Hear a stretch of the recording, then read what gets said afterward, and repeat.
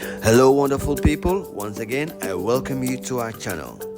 On today's episode, I'll take you down memory lane to showcase 5 African and Caribbean musical legends that I have interviewed.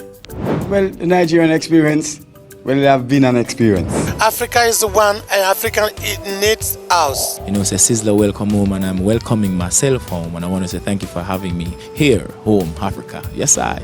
We come here to play for the people. It's their songs. If we don't play those songs that we played, most of them, they get very angry at us. And we met many times when he came to Senegal, and I just to tell him one day, if you want help, if you want introduce to from me to introduce you to the public here.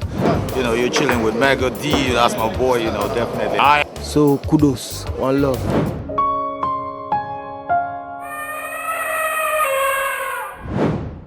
Well, our first stop is Jamaica. Who remembers the only visit by the Jamaican reggae superstar to Nigeria? I'm talking about none other than Beenie Man, also known as the King of the Dancehall, and this happened in 2004. Ladies and gentlemen, I've been very privileged to have an interview with the doctor, Beenie Man. Beenie Man, how has the Nigerian experience been? Well, the Nigerian experience, well, it have been an experience. Right. Yeah. A good experience? Yeah, a good experience. Okay.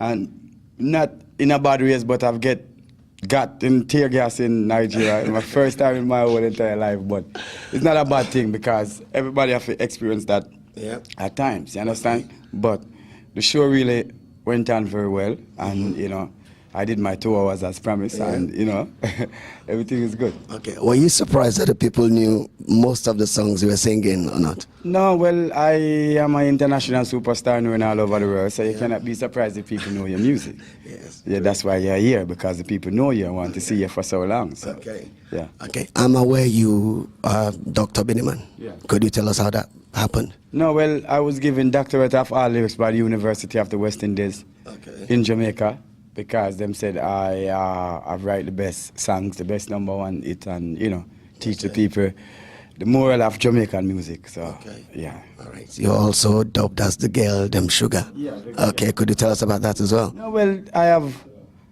a lot of fans, male fans, but I have mostly female fans, you know. Okay. So the girls go crazy for Moses. So them call me the girl, them sugar, not me call myself that. Okay. I just sing song about it, you know. Okay. Yeah. Okay, I'm also aware you performed in Dancehall Queen. You know, I'm aware that you acted in the film Dancehall Queen. Yeah. Have you done anything after that? No, well, I have this movie called Rude Boy, me and Ninja Man. I have the next one called Gangsta something like that. Gangsta Paradise. Yeah, and you know, that's about it. But we have some more movies to make next year, and you know, we just work on that. Really. So we will be seeing a Beenie Man who might become a movie star as well. Blessed. Yeah, very soon. Don't worry about it. You went to Japan before you came here. Yeah. How was the Japanese experience? Well, it's my 7th time in Japan, you know. Every time I've been there, Japanese experience is very great because Japan love dancehall music. People in London, you know, look out for me soon, you know. Okay. Everything, because them can't stop me, you understand? Blessed. I'm going to ask you a question, and I hope you don't mind. Sizzla was supposed to have a concert in England. It was cancelled because they said of his homophobic lyrics. Elephant Man was in all the newspapers for similar issue. What would be your take on that matter? My take on that matter, let me tell you something. Homosexual have nothing to do with me, because I am not a homosexual, you understand? Blessed. All right. I look out against child molesters, man who molest child. And then in England, them drop the age of consent for gay people to age 16. That means they're promoting child molestation. Right. That means a man can deal with a little boy from him at 13 till he reach 16, it's legal. So think about what them are doing, you understand? Okay. Think about the kids and think about the future of the youth. If 2 big men want to make love, that's not my prerogative, that's his business. Okay. You understand? Okay. You molest the kids.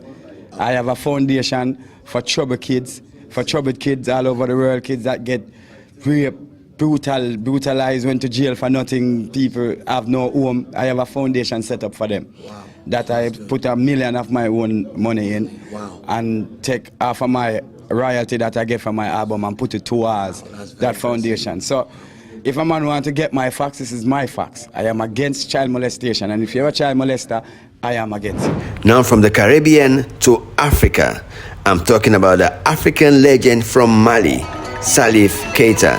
Now I've met Salif Keita twice. The first time was in Johannesburg, South Africa. We also met in Dakar, Senegal. With me, a true African legend, Mr. Salif Keita. Hello, sir. How are you? I'm fine. Okay. I mean, your performance tonight. What can you tell me about that? Yeah, it was very, very strong because the public, I like the public, and the public love the music. So, with any kind of music, they like it. So it's very easy to make performance here, to perform here. Okay. But Salif Keita, being from Mali, and your music has broken all barriers, you know, and is spread throughout. How does that make you feel as a person? Oh, good. Coming here and making music, African music, and making Mali music here, you know, I feel like home here. When I come here, I feel like home. I really feel like it's good to make African music around the world. It's that's the only way to promote African culture. Wow. Yes. Wow. And in terms of African artists collaborating and doing more music together, what do you think we need to do to make that happen more? We have to be in charter. We have to make a connection all the time. Okay. Everywhere in Africa, we have to make a connection. Forget about the politics. The culture is the blood of Africa. We have to know it. We have to follow it. Okay. It's more. This way, it's more easy to make a united Africa in it. Yes. Okay. So. And for all those who supported you over the years, what message do you have for them? I just tell him Africa is the one. Wow. Africa is the one, and Africa needs us. Africa needs the culture. Africa needs the African artists, and we have to collaborate together to promote African culture. Okay.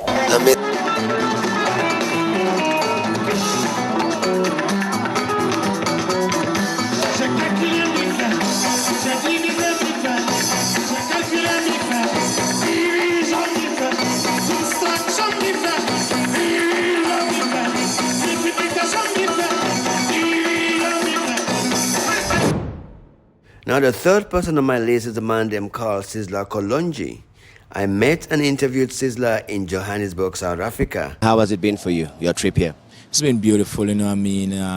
I'm overwhelmed. The people, they're excited, you know what I mean. That warm reception. Everybody's just happy and excited. You know, say Sisulu, welcome home, and I'm welcoming myself home. And I want to say thank you for having me here, home, Africa. Yes, I. Okay, I was just going to say we look at Africa as our heritage. You, Sisulu Kolonji, how does Africa sit with your person?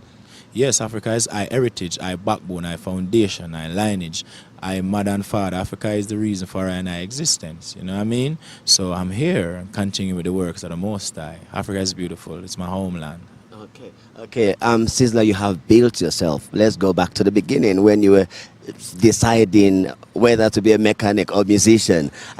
Long time that, you know. Yes. How have you built yourself to the brand that you are today? It's all because of Africa, honestly, and His Majesty. And when you say Africa and His Majesty, that just covers everything. Because we see His Majesty as a conquering Lion of the tribe of Judah, elect of the light of this world, the true and living God, our black Messiah, and this time sit on the throne of David. And in the Bible, the Most High had always been pointing us to the throne. And now King David is the son of the Most High, same way, and Solomon is the son, same way of David, and Selassie is the lineage of Solomon David.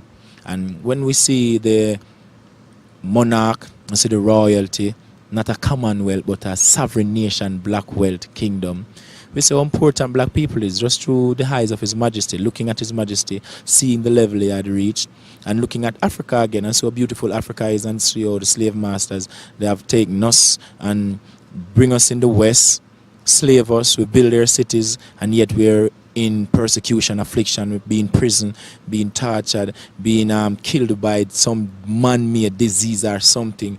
All of that just give I and I a strength to just push forward in the music and continue the works. So that is why I really continue more to the side of the music, even though we still continue with the professional mechanic. We still got cars, we got garage and stuff like that, but it's more 90% the music. And a lot of people been led astray.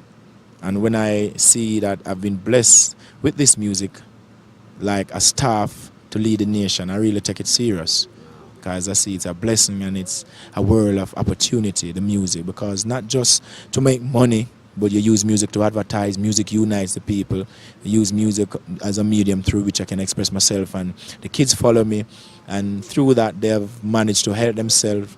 The music had been the foundation from ever since, because use music to praise the Most High Jah. And I've seen where and with youths of today following Sizzler, and they've made better themselves this day, and they're educated, they got degrees and stuff, and the music just helped to enhance them in their future activities. So we give thanks. So that's the reason why I really show with the music. Yes, I. Now, the fourth person on my list is the late but very great Hugh Masego. He was born in 1939 and joined the Ancestors in 2018. Hugh Masego is an African artist who was on exile for approximately 30 years due to his outspoken opposition to the apartheid regime. He and Fela Kuti connected through music and shared passion for social justice and liberation. But bro, here you have played all over the world. What does it feel like for you to be playing on home ground, African ground, and the people, as normal as usual, are loving you? All I can ask you is, if you were me, how would you feel? We come here to play for the people. It's their songs. If we don't play those songs that we played, most of them, they get very angry at us. So we really come here to accompany them because they want to sing the songs with us. The joy is that they sing along with us. For me personally, for a person who was away from home for 30 years, the thing I missed most was South African musicians. So it's just a wonderful thing to be able to play with the musicians I play with, because we really can get into the idiom, you know, of the township feel. And then also, most of these people were not even born when I left this country, but they know all the songs and they sing with us. We end up accompanying them. So nothing could be more fulfilling and humbling, because when I am on stage, especially in South Africa, I know that if it wasn't for those people, I wouldn't be.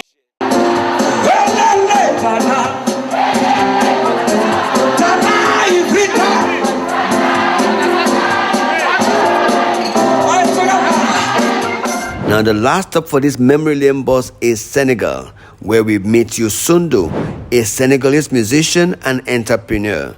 Yundu is recognized as one of the most celebrated African musicians and successful businessman. Today, we showcase him as a successful African businessman that is happy to support fellow African in business. Yeah!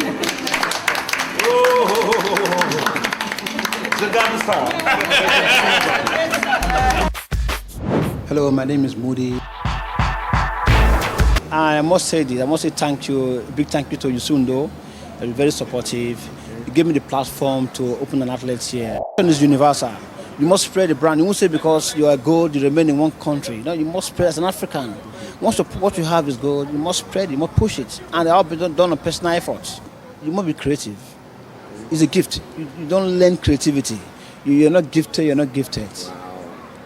You must be creative, and you must keep inventing, you must keep coming out with new ideas, you must keep thinking. I think every minute.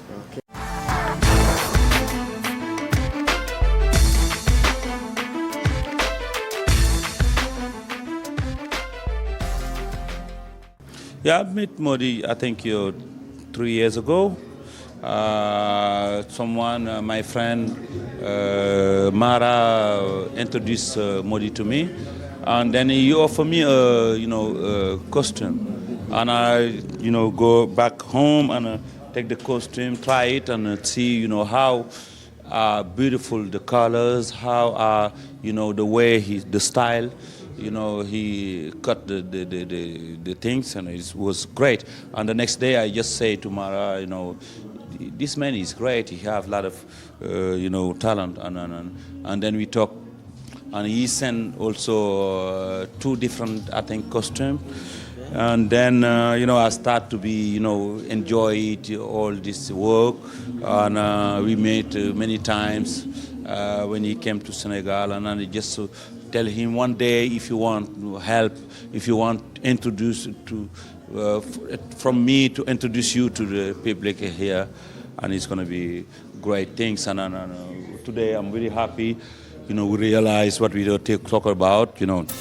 Now Moody exists in Senegal.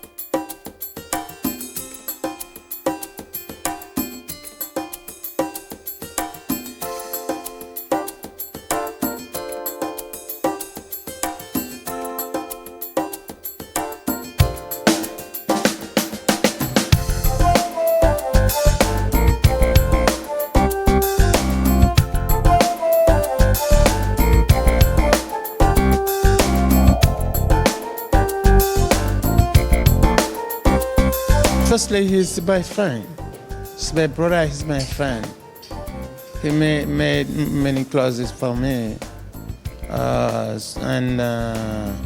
He's a big guy. He's one of the big guys in Africa who needs to be supported because it's very talented. I was going through my archive and came across these masterpieces, and I thought I'll share. I do hope you enjoyed watching them. Do like and share this video. Thank you for watching and subscribe to our YouTube channel.